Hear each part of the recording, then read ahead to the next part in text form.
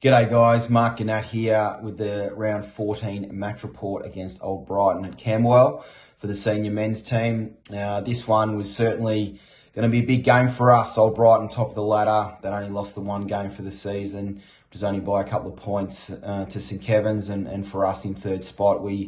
Although we'd won 6 in a row, we certainly needed to win this game to give ourselves a chance of staying in touch with St Kevin's and Brighton if we're going to be able to be in that top 2 conversation in a month's time. So, yeah, big game for us. 3 changes: Mackenzie Allen, Jack Polkinghorne and Reece Galvin back in the side. Sammy Grant was back at VFL level at Coburg, which was great. Connor Goodison and Cooper Lean both injured this week. So 3 changes. The side's been pretty settled, and guys are just coming in playing their roles, which is really good. So, yeah, big game, and things didn't get off to a great start. By the 18-minute mark, Brighton had 5 on the board, and we hadn't even troubled the scorers at that stage. So things were certainly not the way we would have liked, and losing Charlie Jackson early to concussion didn't help. So, yeah, we had a bit of work to do, and again, the boys, they did get to work at that point. We then kicked the next 3 goals, and although Brighton kicked one late in the term, 6 goals to 3, we'd certainly take that given the start, and we felt like we're still in the game at quarter time. It wasn't like it was completely one-way traffic, and there were some things to like, and Brighton were bringing a very physical game to us, and they were challenging us, and that's good. It's what we needed, it's what we wanted, and the boys embraced that, and I think it, got us up and about and worked. So, first quarter, some of the key numbers: we won clearance +7. Will Clark was brilliant in the middle for the whole 4 quarters, but his first quarter he certainly gave our mids first use. We were -3 in the inside 50s. Disappointing though, because of the pressure of Brighton. Again, to their credit, we were +10 in the turnovers, and we couldn't hardly lay a hand on them from a tackling point of view. So our tackle numbers were very low, and certainly not at a level that we're happy with. So we needed to get to work there, and we did. Our second quarter, 5 goals to 2, and suddenly it's a different ball game at half time, and +6 inside 50s. Our turnovers we'd arrested, so Brighton had 4 more, and our tackle count was back up at 18 for the quarter. So that was fantastic, and it gave us the opportunity to have a few more looks on goal. As I said, we kicked 5.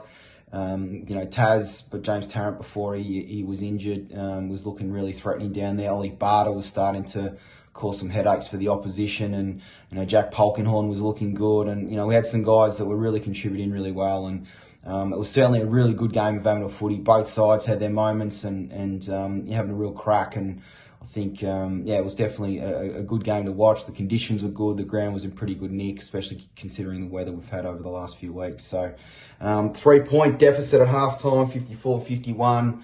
Again, game on, and who was going to take it in the second half. And third quarter, we got in front straight away. We kicked the first 2 of the third, and Ryan Valentine was already stepping up, and in the absence of James Tarrant, and big shoulders or big shoes for Val to fill, and he did a great job. He competed really well, and with support from Polks and Mac Allen, gave our small some opportunities. So we had some really good quarter.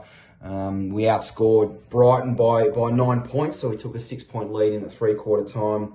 We had +4 inside 50s. We did lose the clearances, but again, post clearance we were pretty good. We were able to win the footy back, and the additional turnovers from Brighton. So yeah, tough last quarter was on the cards, and our boys stepped up really well. So last quarter +6 inside 50s, +4 on the clearances, and +30 on the disposals. Now, albeit some of those would have been late when we were trying to maintain possession, but overall, a 25-point win against the ladder leaders. The side, as I said before, pretty much no one else has gotten near them, bar the second place team in St Kevin's. So a really important result for us. It shows that we can play at this level. We did take a scalp now.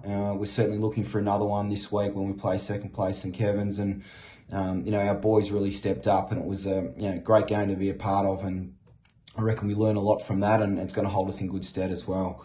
Best players, listen, it was the old-fashioned team effort, to be honest, but certainly got to acknowledge the efforts of Will Clark, who had 72 hitouts for the game, and was able to get his hands on the footy as well, and it was played really well. Probably one, if not his best, definitely one of his best games for our footy club, and well supported by the 4 bulls in the middle: Gelbart, Brody Easton, Lipper, and Natty Frenetic. They were fantastic and worked really well against a really quality opposition midfield. I mean, that's certainly the strength of Old Brighton. And then there was Ollie Barter adding some real energy down forward with Angus Simons. Mackenzie Allen was fantastic. Dougie Lawrence in the back line was brilliant all day and led with his other 6 defenders down there as well. So fantastic effort. Really proud of this group. A lot of spirit in it, and we're really pumped to go again this week. So great support on the weekend from the crowd. So thank you. We loved it, and looking forward to doing it all again this week. Cheers.